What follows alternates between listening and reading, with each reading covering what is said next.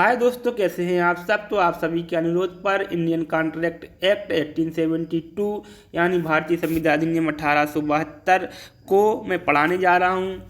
ये बहुत ही महत्वपूर्ण एक्ट है। कोई कहीं का भी सिविल जज हो या बहुत ही महत्वपूर्ण जो परीक्षाएं होती हैं, प्रतियोगी परीक्षाएं, उनमें लागू होता है। इसके बगैर सिविल केसेस, अगर आप एडवोकेट हैं तो बिल्कुल भी नहीं लड़ सकते। अगर आपको कॉन्ट्रैक्ट का ज्ञान नहीं है तो सिविल विदाउट का जो है आपका विदाउट कॉन्ट्रैक्ट जो है बिल्कुल भी जीरो है, कोई मतलब उसका नहीं है। और आप अगर लॉ पढ़ना चाहते हैं तब भी फर्स्ट ईयर के पहले सेमेस्टर में सबसे पहले ही आपको संविधान जो है अधिनियम पढ़ाया जाता है दोस्तों। और आपका दैनिक जीवन में जो इसमें रोज़मर्रे की जो संविधाएं होती हैं, आम आदमी को भी इसकी बहुत ज़्यादा आवश्यकता होती है। तो सबसे पहले आज के लेक्चर में मैं आपको केवल इसका स्ट्रक्चर बताऊंगा कि इसमें ये है क्या क्या संविधान अधिनियम में, पूरा स्ट्रक्चर कि तो ये कब से 25 अप्रैल 1872 को बना है। 25 अप्रैल 1872 को ये बना है, मतलब राष्ट्रपति की स्वीकृति इसको जो है दी गई है। 1 सितंबर 1872 से लागू हो, पूरे भारत में अब जो है ये लागू है। तो इसमें दो पार्टों में ये बनाया गया है। एक में सैद्धांतिक पक्ष है जिसमें प्रिंसिपल्स आपके दिए गए हैं 1 से 75 तक, और जो प्रिंसिपल्स होते हैं वो हर जगह लागू होते हैं। जो सिद्धांत है वो हर मतलब सिविल आएगा वहाँ पे ये लागू होंगे, पूरे एक्ट पे लागू होता है। और दूसरे पार्ट में विशिष्ट संविधान, ठीक है, जो है स्पेशल कॉन्ट्रैक्ट दिए गए हैं, ठीक है।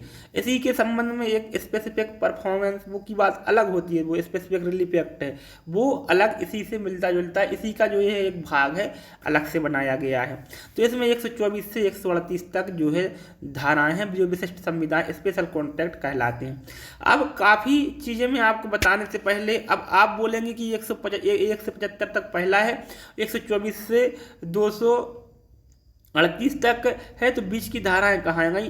तो दोस्तों 76 से 123 तक जो धाराएं हैं इनको अलग कर दिया गया है, और माल विक्रय अधिनियम 1930 दोस्तों जो है बना दिया गया है। कब बना दिया गया है ये? 1930 में जो है माल विक्रय अधिनियम बना दिया गया है। और इसमें पहले 266 धाराएं दोस्तों टोटल थी, तो 239 से 266 धाराओं को अलग करके एक नया, ठीक है, भागीदारी अधिनियम 1932 बना दिया गया है। तो 239 से 266 तक भागीदारी अधिनियम बना दिया गया है, इसलिए इस अधिनियम से इन धाराओं को अलग कर दिया गया है। और 76 से 123 तक जो है आपका माल विक्रय अधिनियम 1930 जो है बन गया है। माल विक्रय, माल में आप जानते हैं क्या क्या आती है, वो अपन उसको अलग से पढ़ेंगे।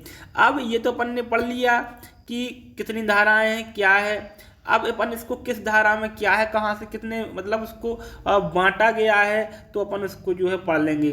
तो सामान्य सिद्धांत में 1 से 2 तक जो सामान्य बातें बताई गई हैं, जैसे कहाँ पर लागू होता है, पूरे भारत पर है, ठीक है। कब प्रवर्तित हुआ, तो ये मैंने पहले बता दिया, 1 सितंबर 1872 को वो जो है आपका जो है ये लागू होता है, ठीक है। अब आता है 2 नंबर पर क्या है, तो 3 से 9 धाराओं तक क्या है, प्रस्तावना, प्रतिग्रहण और प्रतिसंग्रहण। ये बहुत ही इंपॉर्टेंट चीज़ है, प्रस्तावना, प्रतिग्रहण और प्रतिसंग्रहण। आगे के लेक्चर्स में मैं आपको यही सारी चीज़ें बताऊंगा, बिल्कुल क्लियर हो जाएगा आपका। संविधान के बारे में सामान्य बातें बताई गई हैं 10 से 30 तक।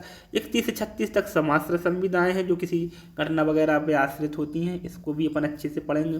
37 से 67 तक संविधान के पालन के बारे में, कि अब संविधान हो तो गई है, अब इसका पालन कैसे किया जाएगा, ठीक है। अब 18 से 72 कल्प संविदा के बारे में बताया गया, ये बहुत ही इंपॉर्टेंट चीज़ है। कल्प संविदा जो संविदा होती नहीं लेकिन संविदा जैसी होती है, संविदा का ही प्रारूप होती है वो। अब संविदात्मक उपचार 73 से 75, अगर किसी ने संविदा का पालन नहीं किया है या संविदा का भंग किया है तो उसके लिए उपचार यानी कंपनसेशन वगैरह, किसी व्यक्ति को कहाँ न्याय मिलेगा, कोर्ट उसको क्या दिला सकती है, इसके बारे में 73 से 75 जो है आपकी बात करेंगी। अब आती है विशिष्ट संविधाएं। जो विशिष्ट संविधाएं होती हैं वो ये अब जो 124 से 147 तक चलेगी, क्षतिपूर्ति एवं प्रत्याभूति की संविदा। जो गारंटर होते हैं, ठीक है, वो प्रत्याभूति की संविदा होती है। क्षतिपूर्ति, जो आपको नुकसान होगा वो एक तीसरा व्यक्ति जिम्मेदारी लेता है कि मैं भरूंगा, ठीक है। तो ये अलग अलग चीज़ें होती हैं। इसको जब अपन आगे पढ़ेंगे तो बहुत ही अच्छे तरीके से मैं आपको बताऊंगा। उपनिधान 148 से 181 तक उपनिधान है, गिरवी भी जिसको आप बोल सकते हैं, माल का उपनिधान होता है, उपनिहिति होते हैं, ठीक है। ये सारी चीज़ें मैं आपको वहाँ पे बता दूंगा। एजेंसी होती है 182 से 238 तक अभिकरण। आप बार बार पढ़ते हैं ना, फलाने का अभिकर्ता, फलाने का एजेंट, तो ये उस पर भी लागू होता है, उस पर भी काफ़ी सारी चीज़ें मैं आपको इसमें, तो इतना आपका इतना ही है कॉन्ट्रैक्ट, इससे ज़्यादा कॉन्ट्रैक्ट आपका नहीं है। ये 10 पॉइंट्स आपको कॉन्ट्रैक्ट एक्ट में पढ़ने हैं, आपका पूरा कॉन्ट्रैक्ट जो है क्लियर हो जाएगा। कॉन्ट्रैक्ट क्लियर हो गया तो आपका पूरा सिविल क्लियर हो जाएगा, और सिविल आपको समझ में आने लगा तो क्रिमिनल तो अपने आप ही समझ में आ जाएगा। तो दोस्तों आप मेरे साथ जुड़े रहें, पर डे या 1 या 2 दिन में या 1 दिन में 2 भी आपको वीडियो मिल सकते हैं, और काफ़ी अच्छे तरीके से पूरा का पूरा कॉन्ट्रैक्ट एक्ट जो है हम आपको बता देंगे।